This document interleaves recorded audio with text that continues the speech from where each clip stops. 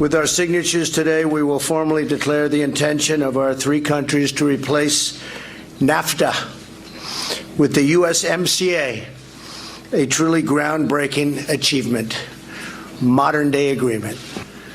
The new agreement lifts the risk of serious economic uncertainty that lingers throughout a trade renegotiation process, uncertainty that would have only gotten worse and more damaging had we not reached a new NAFTA. This day is the culmination of a long process based on dialogue and negotiations that allow us to overcome differences and to conciliate our visions.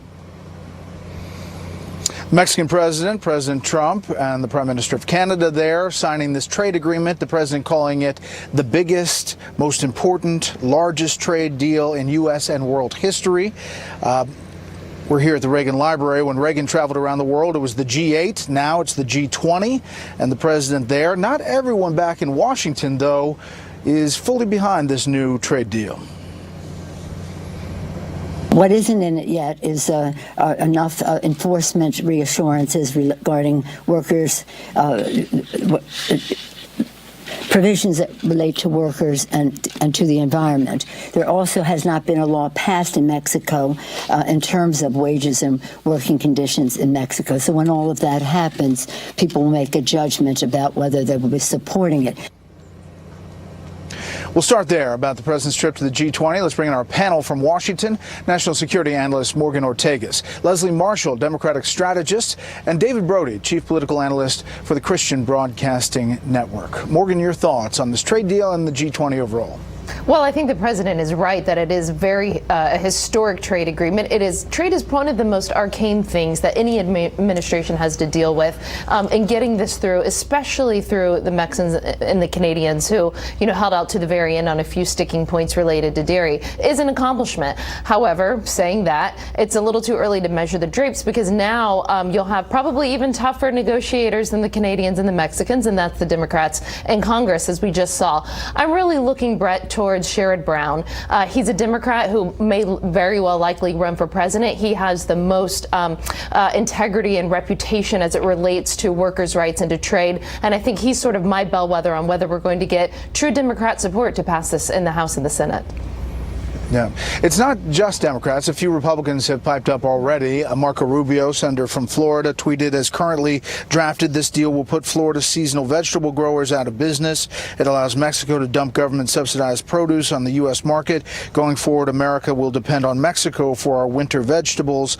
Unacceptable. There are a few others who have weighed in as well, Leslie. Yeah, Senator Toomey is another. Everybody wants protections. I mean, the unions want protections for workers, specifically if more jobs go to Mexico, which is a big concern, not just by Democrats and the unions, but over on the right as well. Will there be more outsourcing? Will there be protection for investors? Will there be protection if jobs go to Mexico or other places overseas, to Nancy Pelosi's point regarding the environment and protection for workers? The president has a political win here, Brett, but are we going to see a win in Congress? I'm really not sure, because there is a lot of pushback on both sides. To Marco Rubio's point, agriculture is being affected by this. So a political win for the president, but I'm not sure what's going to happen, especially when you have Democrats taking over the House coming up in January.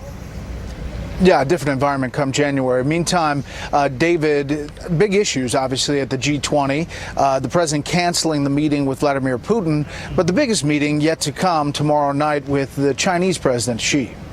Well, that's right. And of course, all eyes will be on that meeting for sure. Brett, I got to tell you, there's a lot, obviously, not just at stake, but here's what's going on. President Trump is not at a point now where he can bluff. I mean, in other words, it's time to pony up. And what I mean by that is he can't back away at this point. There's just no way. And so what does that mean? Well, economically, America, we know, is doing pretty well. That's a good, strong hand to go into all of this with.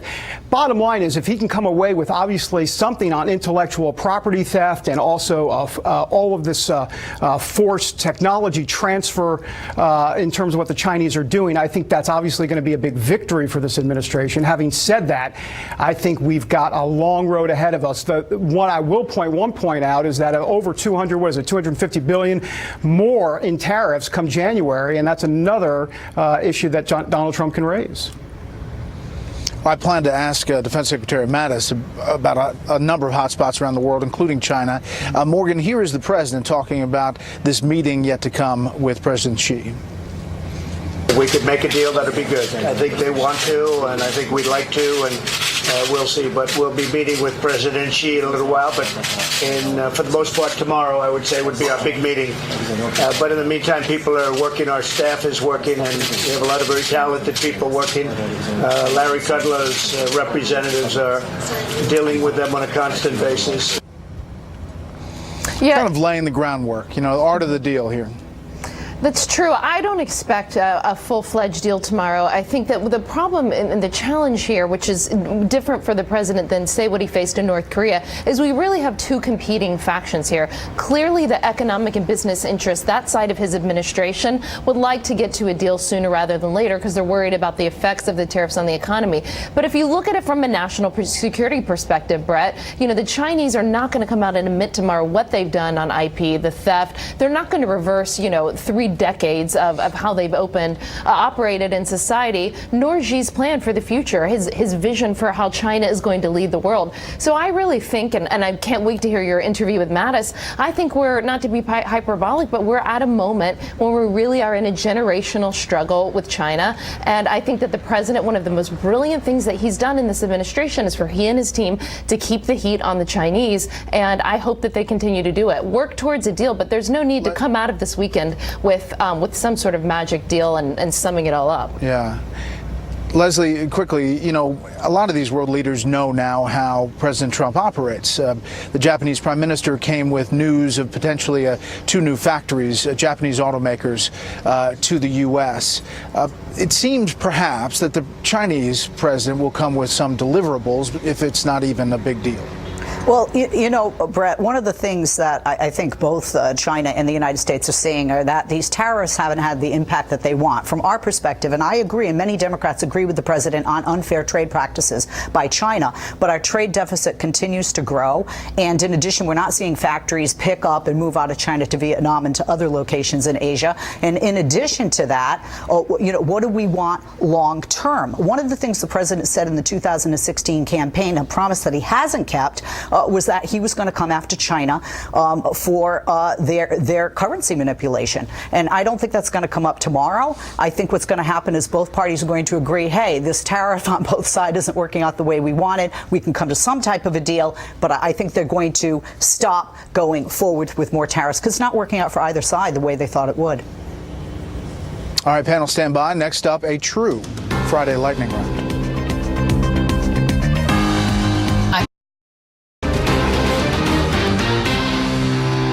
Looking live at Capitol Hill, the possibility of a partial government shutdown December 7th, next week. We're back with the panel. Start there on the lightning round. David, what about this? 7 spending bills left, but the border wall is still the big sticking point.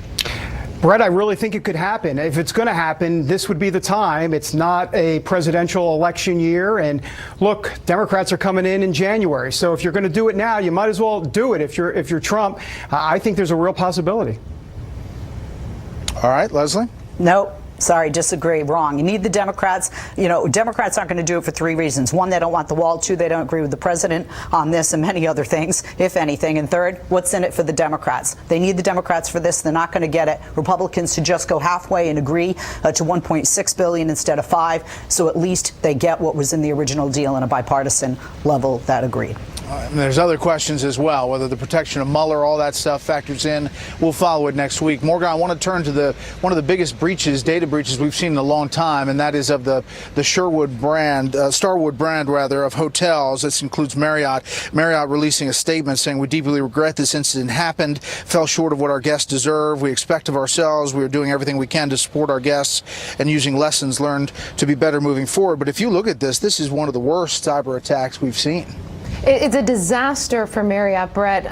You're looking at 500 million customers whose information and privacy has been put at risk here. You're also looking at what was astounding to me is that these illicit actors had been inside Marriott for 4 years before Marriott discovered it. So what you're saying is if you're a corporation in America today, you have about a 30% chance of getting hacked, and 90% of the time that's due to human error. So clearly there's a lot of education that corporations need to do with their workers. We also need to know were there Russian or Chinese or North Korean sponsors behind this. That's what I want to know.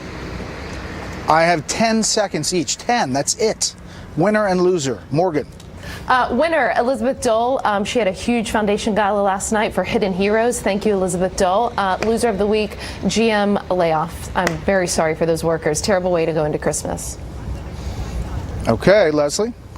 Winners, all the people that have adopted children, like myself, to give those kids a forever family. It's National Adoption Month in November, on this last day in November. And losers, Southwest Airlines for not firing the employee who laughed at a 5-year-old child because of their name and took a picture of their boarding pass and posted it online.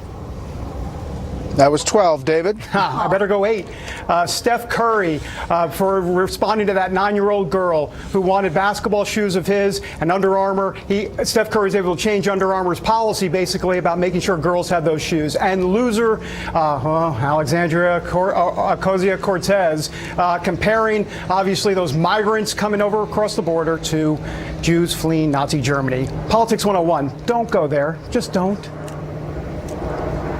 Pretty close, panel. Thank you very much. Have a good weekend. When we come back, notable quotables.